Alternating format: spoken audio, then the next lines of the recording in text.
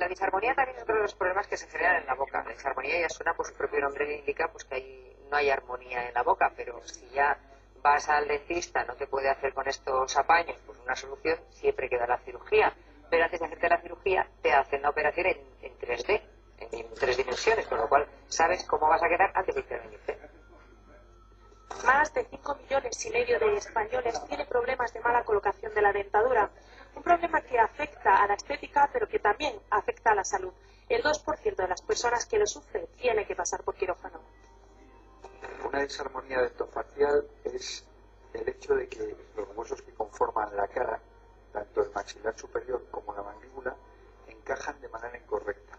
Lógicamente la masticación no es adecuada, no se puede morder bien, no se puede masticar bien, y eso lleva también unos problemas digestivos asociados.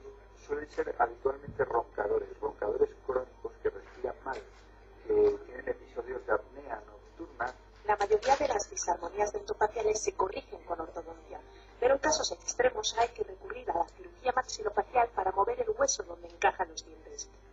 Las nuevas tecnologías lo que han permitido es desarrollar unos programas que son programas tridimensionales.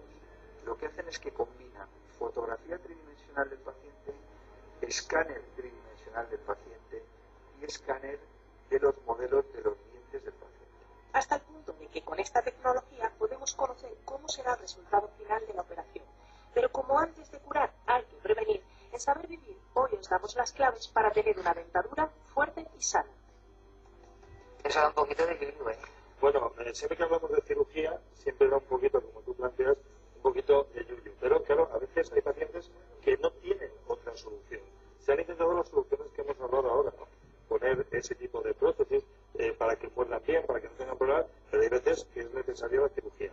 La cirugía maxilofacial tiene las mismas complicaciones que otra cirugía, ¿no? Son mínimas, pero puede tenerlas. Pero vamos, si el especialista te comenta que te tienes que hacer la cirugía, hay que hacerse. Pero es anestesia local, total. Eso es con anestesia general. General. Sí, tiene unos resultados espectaculares y se resuelve el problema de oclusión rapidísimamente. En cuanto se hace la cirugía, se recolocan los dientes en una posición perfecta y el paciente vuelve a hacer una buena oclusión.